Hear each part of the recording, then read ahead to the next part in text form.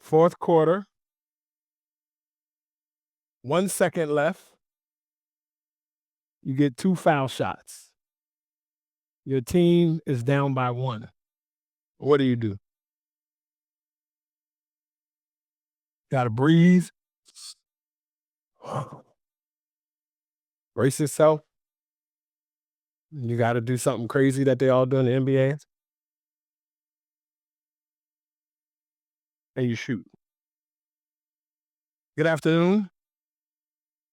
Welcome again to AfroTalks. As said, my name is Diallo Sumbry, aka 901 and Coastal Henny of Yamabetre in the Aquia North region of the Eastern region. I'm here today as the president and CEO of the Adinka Group, as mentioned, the co-architect of Ghana's Year of Return. But I'm here today to talk to you really about basketball. How many people here have seen this before? Raise your hand. Don't be shy. Raise your hand. Okay, hands down. We're in the basketball season now. The Knicks just lost. Pacers are up 2-0. Minnesota's getting smashed by OKC. Now, how many of you have heard of a debate that's going around the world right now on who is the GOAT? Has anybody ever heard of the GOAT debates? Raise your hand. Anybody? Some of y'all? Maybe not. Okay. So you've heard of it. GOAT debate. Who's the GOAT? LeBron. Somebody else. Who's the GOAT? I can't hear you. Jordan. Okay, there we go. I didn't have to say it. So everybody knows that the GOAT debate is who's the greatest basketball player of all time. Is it Michael Jordan or is it LeBron James? Is it LeBron James? Is it Kobe? There's a competition about who's the GOAT. There's even a competition about who's the closest to the GOAT. Most people believe Michael Jordan is the GOAT, right? Most people say, if you're young, you probably want to say LeBron James because when Michael Jordan was playing ball, you were an egg or sperm. Probably weren't more. However, when you ask yourself the question, and when we have this debate, you could tell I really didn't play basketball because I'm not even dressed like a basketball player, right? When we have this debate about who's the GOAT, I want to enter a new competitor into the chat. Some of you think it's MJ. Raise your hand if you think it's MJ. Okay? And you have your reasons. Raise your hand if you think it's LeBron. Okay? Raise your hand if you think it's Kobe. And Kobe ain't getting no votes. Okay, wow. Rest in peace, Kobe. I want to enter a new contender into the debate. And I'm going to tell you that the greatest of all time is not a player. The greatest of all time is not Michael, is not LeBron, and is not Kobe. But the greatest of all time is the strategy that allowed us to even consider Michael Jordan or Kobe. And that strategy is called the triangle offense. The triangle offense is something that was employed as an offensive strategy in the game of basketball that allowed the Chicago Bulls to win 3 championships in a row twice. The triangle offense allowed Michael Jordan to become Michael Jordan. Now, let me tell you a little bit about the triangle offense. Can I pass it to somebody? You ready? Pass it back. All right, you see what we just did? Pass each other the ball. Neither one of us shot, but we shared. The triangle offense was a strategy that was employed to allow the team based on 3 major tenets. Spacing. I have to have enough space between me and the next player. Ball movement, as I just passed the ball, and player movement. What that allowed the team to do is that allowed the team to read the defense. That allowed the team to react and focus on the principles of the game, not the play. The principles, not the play. You follow me? So the triangle offense was based on spacing, player movement and ball movement. And it allowed this offense to not focus on any one particular person, but on the team. And it gave them the space to see the field. It allowed them to see the defense, and it gave them the ability to win collectively by passing the ball. Ready? Don't worry, it ain't go out of bounds. We still good. So you can pass the ball and win collectively, or if I got the open shot and he passed the ball, I can shoot to score to win a game. You follow me? So we can win collectively, and at the same time, we can decide to pass the ball to one of our players for them to win the game individually. Ladies and gentlemen, today, I'm here to talk to you about the greatest of all time. And the greatest of all time is not LeBron. The greatest of all time is not Michael Jordan. The greatest of all time is African people. And African people are now spread around the world. And the way that we get back to being the greatest of all time is by pulling all of our people together. We have the strategy, which is the triangle offense. Ladies and gentlemen, it's now my pleasure to introduce to you the coach of the triangle offense, who's going to help all of us gather all of African's children to return to being the greatest of all time, Dr. Ashley D. Milton.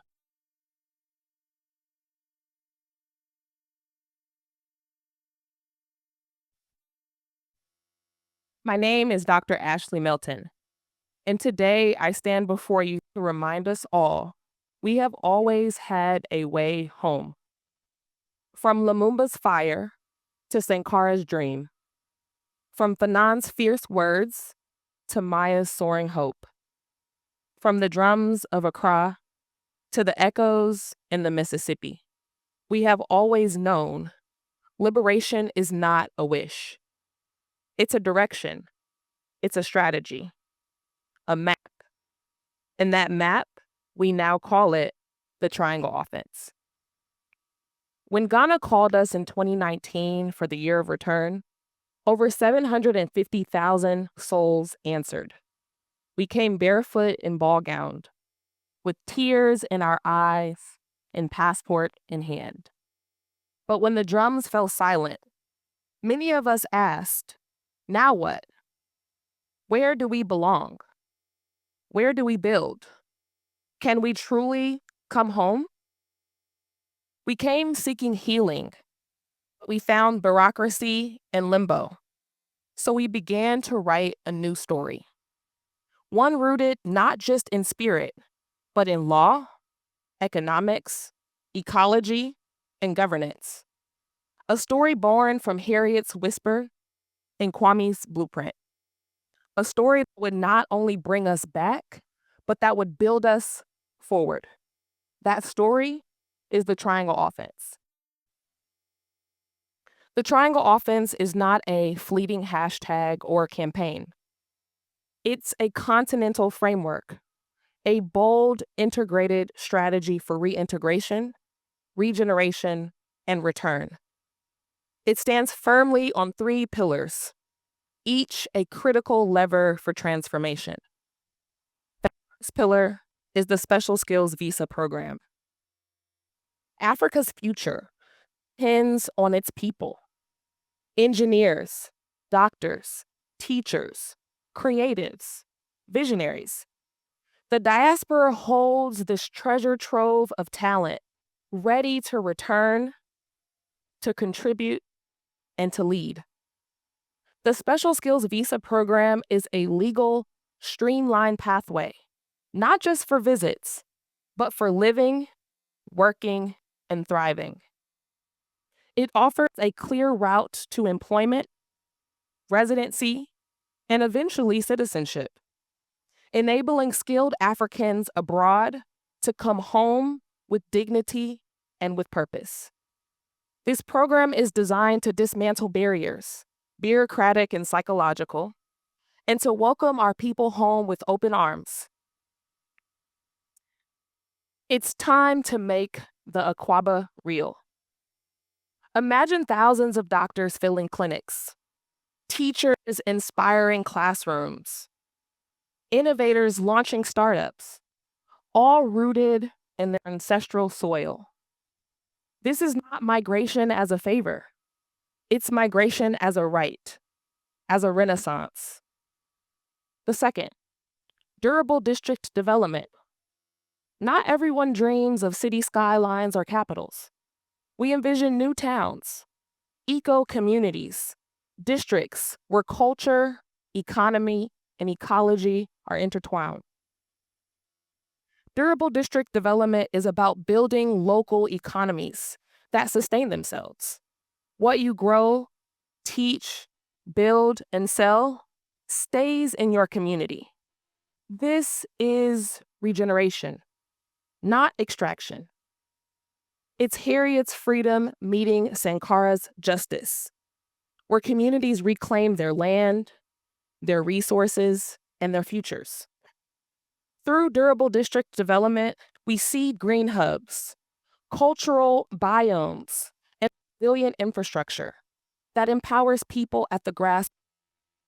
This is Africa's future, not borrowed from elsewhere, but born from its own soil and spirit.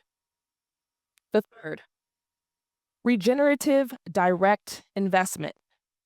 For too long, diaspora remittances were seen as charity, small drops in a vast ocean of need. The Triangle Offense flips that script.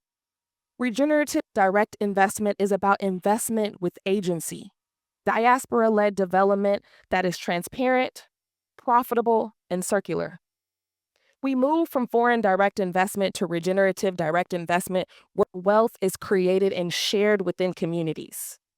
This is about ownership,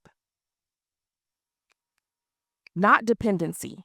It's about building assets. Imagine a system where every dollar invested regenerates land, uplifts people, and spins wealth back into the hands of Africans.